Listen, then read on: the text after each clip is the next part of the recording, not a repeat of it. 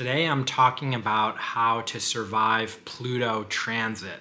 They say, oh my God, they're awful, they're rough, you're never gonna make it through.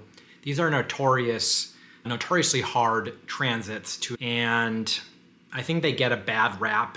Let's talk a little bit about what Pluto transits are, what to expect, why they can be so challenging, and hopefully leave you with a little bit of optimism and maybe reframe them less as, oh shit, these like bad things I have to deal with and get through, and more as, really profound opportunities for growth and to discover inner treasure if they're approached in the right way.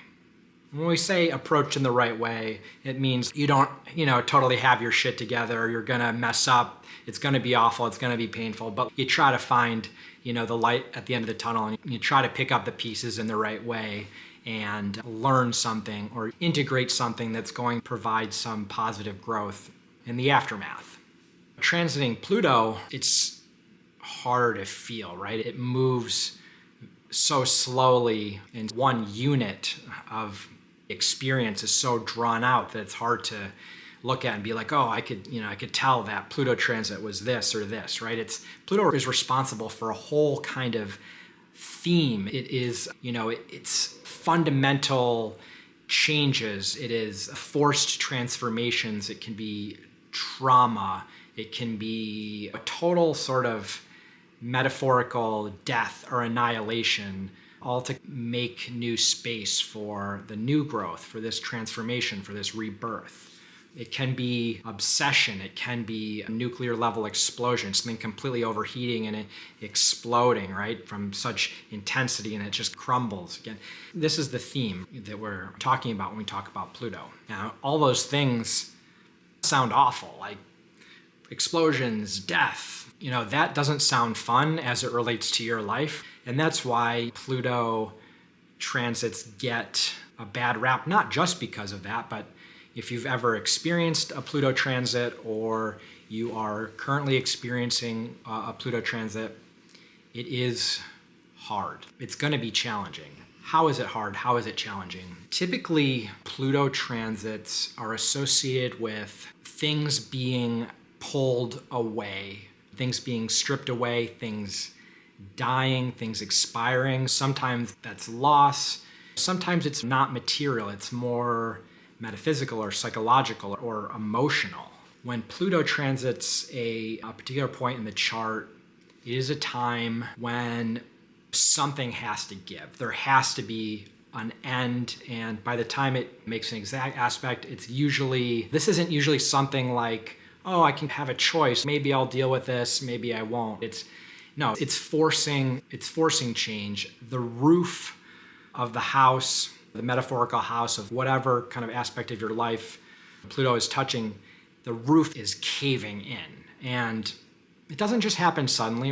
There's obviously been stuff building on top of the roof, or there's been leaks, or there's been issues with the structural integrity that have been slowly getting worse, but eventually it all collapses and you just find yourself in a giant pile of debris and bullshit and hard stuff and things you just like wish, why is this happening to me? This is awful. I think the other thing, to keep in mind is that sometimes it's not so external. Sometimes it is. Sometimes it can be loss. It can be that you're going through grief. You're experiencing the death of a loved one. Like, granted, I don't want to scare anyone. There's no, it's just because you're experiencing a Pluto transit doesn't mean that something awful is going to happen. But this is a part of the natural ebb and flow of life. There's life and death, and there's impermanence. This is a basic tenet of life, a basic tenet of Buddhism. There's always impermanence, and when we get attached to things and we get attached to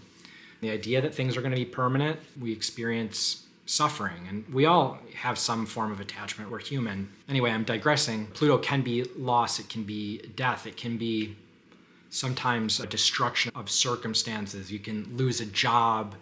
You can lose your well-being. You can lose maybe your financial situation just crumbles or overheats and has to be remade. A lot of times, though, Pluto consistent with the themes I've already been talking to, it has a lot to do with really what's buried underneath, deep inside of us. And so with Pluto transits, and whatever shape or form it takes, there is this process of ripping up and forcing what's buried underneath to come out. And what comes out is often stuff that is ugly or we've repressed. Maybe we're aware of it and we're just like, yeah, I don't really want to deal with that.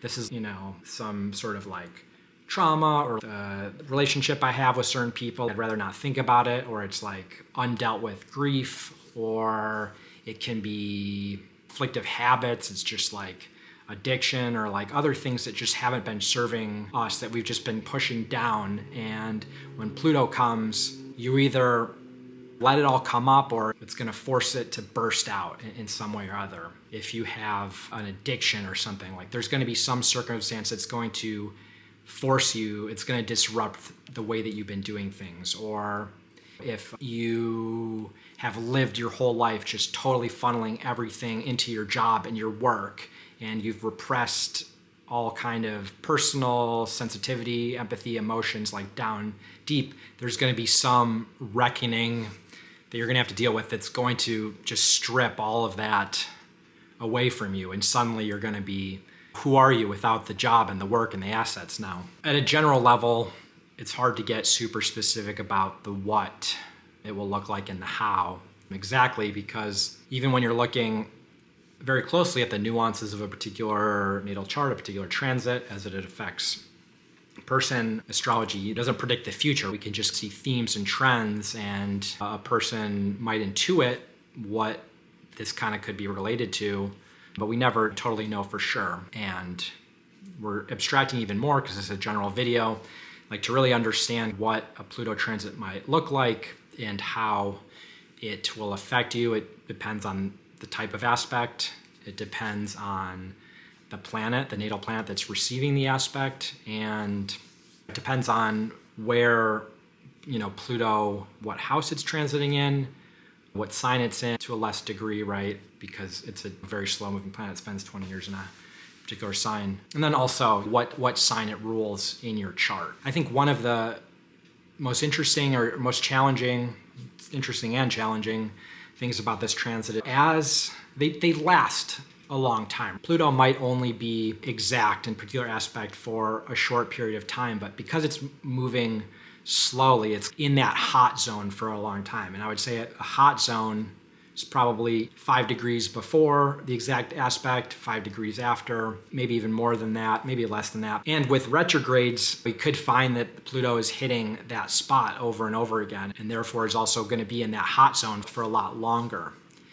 And what you'll find is that it's putting your hand close to an oven. When you're in that hot zone, you still feel it. And the whole complexity of the issue or what it's really about may not have revealed itself, but you feel tension and dis-ease, and there's just frustration or just more intensity. Like up until things happen, you might just find yourself being so angry for no reason or emotional for no reason. You're like about to bawl out and cry. Not bawl out like swoosh, but like you're gonna cry. You could also bawl out too. It's a good way to embrace a Pluto transit. And it's just hard because we're basically being forced to dive down deep. And that can be a very scary process. It can be a very lonely process. It's lonely because, one, no one is quite experiencing what you're experiencing. Sometimes it's hard for someone to completely empathize. Like no one's gone through all the crazy crap and shit and trauma that's made up whatever your repressed subconscious looks like. But it's also hard to put words to, hard to name. We don't have a lot of vocabulary and language for talking about these kind of experiences. Most of society doesn't even really believe in astrology. So to be like, I'm going through a Pluto transit, right? It sucks. At the water cooler, people are be like, you're a psycho. So there's that, but it's also, you don't even always know. You just feel this intensity, and you feel, it's like the moments before the roof is caving in, you feel like something has got to go, this is the end of something, and you can just almost sometimes sense it, especially if you're an empathetic, intuitive person. And that's hard. hard because you can't always name it, and the unknown is very scary. I think the important thing to keep in mind is that there's going to be, even if there's some really hard moments or hard months, or it's a really just like really hard year, know that your life and the cosmos and your karma, it is needing this awesome new dough, this dough that's going to turn into this great new loaf of bread, this growth, this new sort of outlook and approach, and it's in the oven and it's growing. Or if you don't like that metaphor, you're forging diamonds. And you're not going to see those diamonds like during the shitty part. That's kind of part of it. Everything just seems like shit and it's not fun. But you have to know that just like in sad and tragic ways, everything is impermanent. We lose things. We love our pets. We love our family. No one lives forever. Impermanence sucks. But when we're also in the worst moments and we're in our most turmoil or pain or just awfulness, that's also impermanent. Things will get better. It's not always going to be like that. When we talk about specifically engaging a Pluto transit, what's the we're adulting, equivalent stupid verb version of Plutoing? It's, oh, we're Pluto transiting. There's no way to like power through it. You can't just like, all right, I'm going to do my Pluto transit stuff, like scheduling it like you do for a yoga class or going to the grocery store. You can't just be like, I'm going to pull an all-nighter and bang out a couple spreadsheets and get my Pluto shit done. It goes at its own pace. And it's this weird combination of you want to be open and receptive, but it's also terrifying and you don't really know what's coming. And you'll look back in retrospect and you'll see, oh, I see how all the themes, that like I can totally see it. And it all makes sense.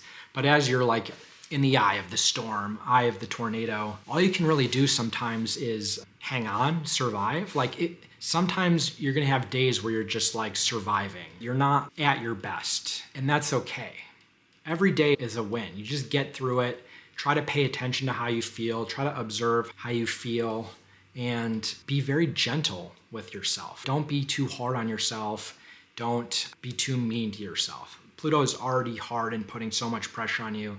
You don't need to add more harsh shit. Sometimes you got to be honest. Sometimes, you do have to confront some stuff and you have to be brave and you have to be unafraid of that. So I don't mean not doing that, but I'm giving yourself some grace, whatever the heck that means. I don't really know what that means. That's why it's like a hard thing to do, but you got to do it, right? Figure out little things to let yourself know that you love yourself still. The best things, I think the absolute best things you can do during a Pluto transit is make sure you're in regular therapy, right? There's going to be stuff that's coming out of your subconscious in all different kinds of ways. I know not everyone has the luxury or the means to be in therapy, but it can be an extremely powerful tool to really use the power and the rebirth and the transformation and the positive aspects of Pluto, and to really integrate the shit and the crap and the hard stuff into a more positive kind of version and takeaway. Trying to do things that help you access the subconscious, like journaling, meditation, yoga, like all the things that are just like generally good for you and you should be doing. They're especially important during these times. Going through a Pluto transit, it's like the individual equivalent of going through a world recession or going through a famine, right? Or a world war, right? It's these really tough moments. And then after they're over, there's going to be a boom, the economics is going to be great. We're going to have the big boom, the baby boomers, everyone's going to be able to buy a house, at least for a few decades until, the next world recession. But, know that these are going to be like major turning points. These are the major turning points or the major moments of your life that you're going to look back on. And it's often said that in many different ways. Astrologers have said it. Joseph Campbell has a quote that I feel like I say a lot, but I love it. It's, the cave that you most fear holds the treasure that you seek. Because buried within, all these Pluto themes is this treasure, this gold that is going to be made available to you as long as you kind of embrace what Pluto is trying to do. And it's not inherently trying to mess up your life or destroy you or make you miserable. There is a karmic process. There is a reason. There is something to be learned. And you can curse it and be pissed, and it's good to have outlets for that anger. But if you can, in moments, kind of have that openness to not lose hope and to remember that good things are on the horizon, new growth is on the horizon, you're going to be just fine getting through your Pluto transits. I hope this was helpful. What's your experience been? Let me know in the comments. If you have any questions, let me know in the comments. Y'all are awesome, and talk to you soon.